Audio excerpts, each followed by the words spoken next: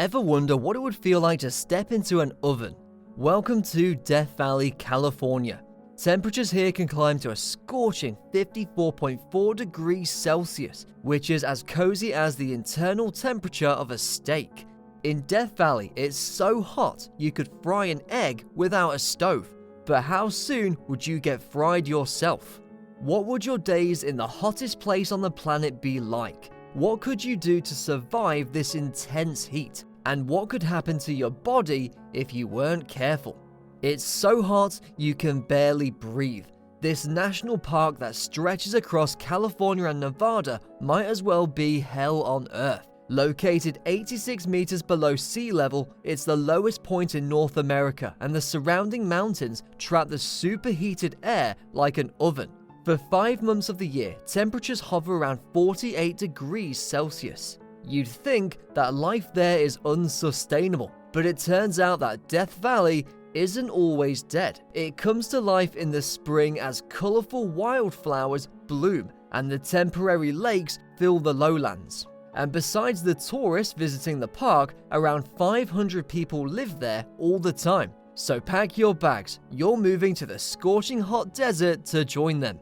Life in Death Valley would be very different from anything you may be used to. Not just because of the heat, but because it's quite a commute to, well, anywhere. The nearest high school and shopping center is an hour away. It's a 2-hour drive to the closest major city, and there are no doctors, dentists, or restaurants around.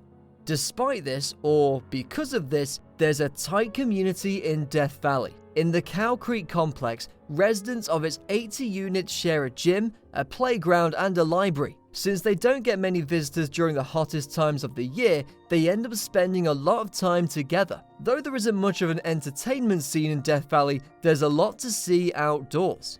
After all, we're talking about a national park. You could listen to the tiny pops and pings of billions of salt crystals bursting apart in the heat. Maybe enjoy the view of colored hills thanks to the oxidation of natural metal deposits in the mountains. You could swim in a water-filled cavern. If you're lucky, you could even catch a devil's hole pupfish, a rare fish that can withstand the hot water.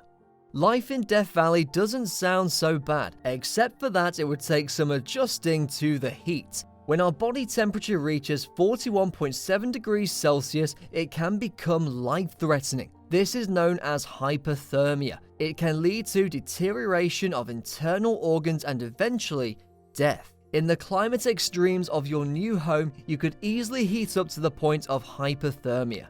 Your best bet would be to take it slow. First, don't forget the sunglasses, as the salt-covered basin can be blinding under the sunlight. Make sure you always have sunscreen and protective clothing. And avoid staying outside in the warmer hours, usually from 4 p.m. to 5:30 p.m. If you didn't want to die of hypothermia, you should prepare before you even set foot in the desert.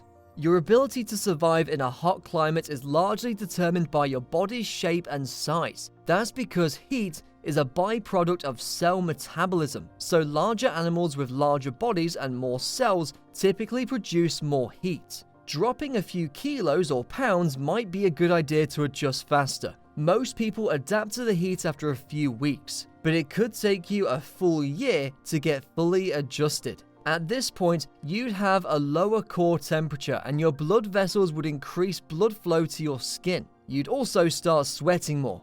Not that this should be a problem. The heat in Death Valley is so intense your sweat would evaporate almost immediately. Once you start wearing a sweater at 27 degrees Celsius, you'd know you're officially acclimated.